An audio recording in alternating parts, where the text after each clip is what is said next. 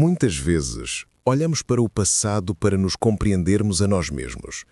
Esta noite, voltamos a nossa atenção para o ano de 1909 e para a solene história de Elsie Siegel.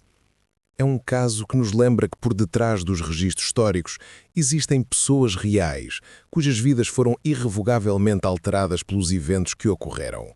Esta é a sua história, da melhor forma que pode ser contada. A cidade de Nova Iorque, em 1909, era uma metrópole de contrastes fortes e dramáticos. Nas grandes avenidas de Manhattan, a Idade Dourada ainda estava no seu crepúsculo, um mundo de famílias respeitáveis que viviam vidas de conforto e privilégio. Mas nos cortiços apinhados do centro da cidade existia um mundo diferente. Nas ruas estreitas e movimentadas de Chinatown, uma comunidade de imigrantes procurava construir novas vidas, muitas vezes vista com suspeita e incompreensão pela cidade à sua volta. Foi na interseção volátil destes dois mundos que a proeminente família Siegel se encontraria no centro de uma tragédia que iria chocar e escandalizar a nação. Elsie Siegel era uma jovem de 19 anos, nascida numa vida de posição social. Era a neta amada do general Franz Siegel, um celebrado herói do Exército da União da Guerra Civil Americana, cujo nome era uma fonte de imenso orgulho para a comunidade germano-americana e para a cidade em geral. Elsie vivia com a sua mãe viúva numa casa confortável, um mundo à parte da pobreza do Lower East Side. No entanto, ela não era uma jovem típica da sua classe. Impulsionada por um profundo sentido de dever religioso e moral, Elsie tornou-se missionária, dedicando seu tempo a trabalhar com os residentes de Chinatown. Ensinava inglês numa missão local, levava conforto aos doentes e movia-se pelo bairro com uma compaixão que era, para sua família e pares, admirável e profundamente invulgar. No cerne do trabalho missionário de Elsie estava sua relação com os seus alunos. Um deles era um homem chamado Leon Link, que também usava o nome Chong Sing. Ele era empregado de mesa e gerente de um popular restaurante e salão de chá chinês. Para Elsie, ele era uma alma a ser salva e uma mente a ser educada. Para sua família, era uma fonte de preocupação crescente. A relação de Elsie e Leon estendia-se para além da sala de aula. Trocaram numerosas cartas e ele cobriu-a de seda, joias e chá. A natureza da sua ligação era complexa e ambígua. Enquanto Elsie a via como um laço platônico e espiritual, as cartas revelariam mais tarde que os sentimentos de Leon Lin por ela tinham se desenvolvido numa profunda e obsessiva paixão romântica. Esta devoção não correspondida tornar-se-ia o motivo suspeito para o crime que se seguiu. A 9 de junho de 1909, Elsie Siegel saiu da casa da sua família na Avenida St. Nicholas. Disse à sua mãe que ia visitar uma tia e depois fazer umas compras. Foi uma partida normal e cotidiana. Mas à medida que o dia se transformava em noite e Elsie não regressava, um sentimento de inquietação instalou-se na casa dos Siegel. Esta inquietação transformou-se em pânico absoluto. A sua mãe começou a fazer inquéritos frenéticos, ligando a parentes e amigos, mas ninguém a tinha visto. A família Siegel, usando a sua considerável influência, contactou a polícia. Durante mais de uma semana, o desaparecimento de Elsie foi um mistério preocupante. A polícia seguiu pistas e procurou pela rapariga desaparecida, mas não encontrou qualquer vestígio. A sua família esperou em angústia, agarrando-se à esperança de que a sua amada Elsie fosse encontrada sã e salva. O mistério do desaparecimento de Elsie teve um fim horrível a 18 de junho.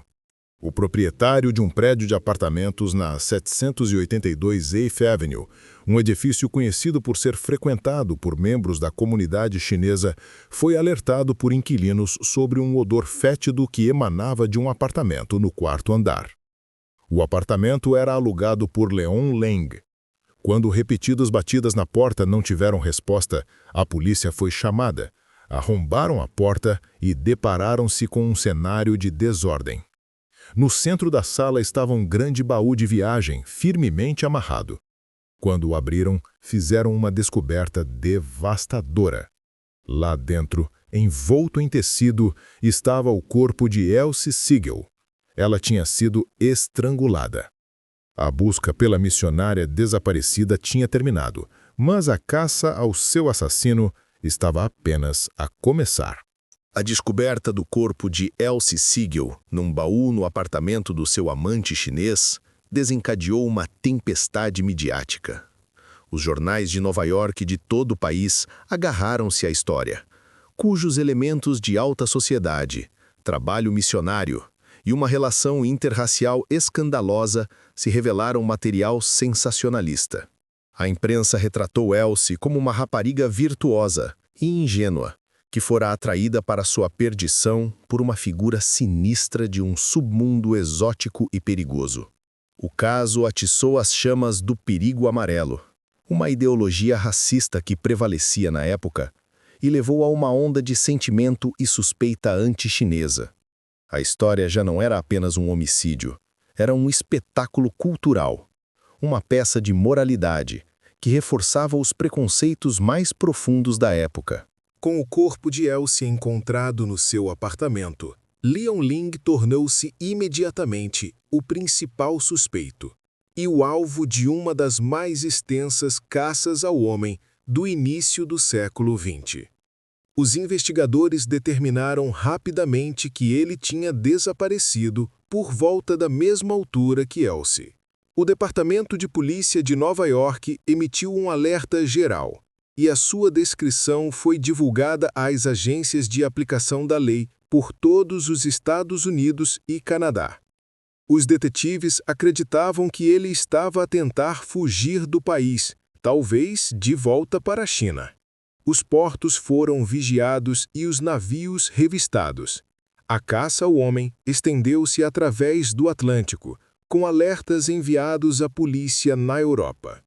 Durante meses, a busca por Leon Ling foi uma constante nos jornais, com avistamentos reportados de cidades tão distantes como Seattle, Liverpool e Hong Kong.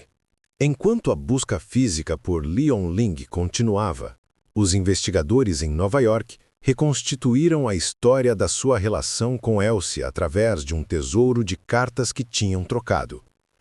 As cartas, que foram publicadas nos jornais, ofereceram uma janela para o seu laço complexo.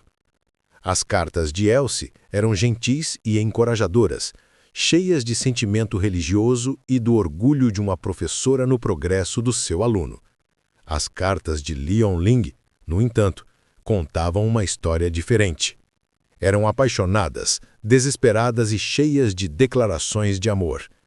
Ele escrevia sobre o seu desespero por as suas origens diferentes tornarem um casamento impossível e falava do seu ciúme. Para a polícia, estas cartas forneceram um motivo claro. Um homem rejeitado, cujo amor obsessivo tinha azedado e se transformado numa raiva assassina quando percebeu que Elsie nunca seria verdadeiramente sua. Apesar do esforço maciço e internacional, a caça ao homem por Leon Ling revelou-se infrutífera. Cada avistamento reportado acabou por ser um alarme falso, um caso de identidade trocada. A pista arrefeceu e, à medida que as semanas se transformaram em meses e os meses em anos, a polícia não estava mais perto de o encontrar. Surgiram várias teorias sobre o seu destino. Alguns acreditavam que ele tinha conseguido escapar, regressando à China e desaparecendo na sua vasta população. Outros especulavam que ele nunca tinha saído do país, mas que tinha tirado a própria vida numa área remota por culpa e desespero. Havia até teorias de que ele próprio tinha sido assassinado, talvez por membros da comunidade chinesa para o silenciar. Mas tudo isto eram apenas teorias. O fato é que Leon Ling tinha desaparecido sem deixar rastro. Leon Ling nunca foi capturado e ninguém foi levado à justiça pelo assassinato de Elsie Siegel. 5. O caso permanece oficialmente por resolver um fantasma nos anais do crime da cidade de Nova York. Permanece como uma ilustração poderosa e trágica das ansiedades culturais e preconceitos raciais do seu tempo. A história de Elsie Siegel, a jovem missionária idealista, e de Leon Ling, o objeto da sua caridade e a causa da sua morte, tornou-se um conto de advertência que permaneceu na imaginação do público durante décadas. É uma lembrança sombria de uma jovem vida interrompida, de um mistério que nunca foi resolvido e das consequências devastadoras que podem surgir quando mundos diferentes colidem num clima de medo e incompreensão. Obrigado por ter passado este tempo conosco. Refletir sobre estes eventos passados é uma forma de recordar os indivíduos envolvidos e o impacto que as suas histórias tiveram nas suas comunidades. Se tiver alguma opinião sobre o caso de hoje, convidamo-lo a partilhá-la respeitosamente nos comentários abaixo.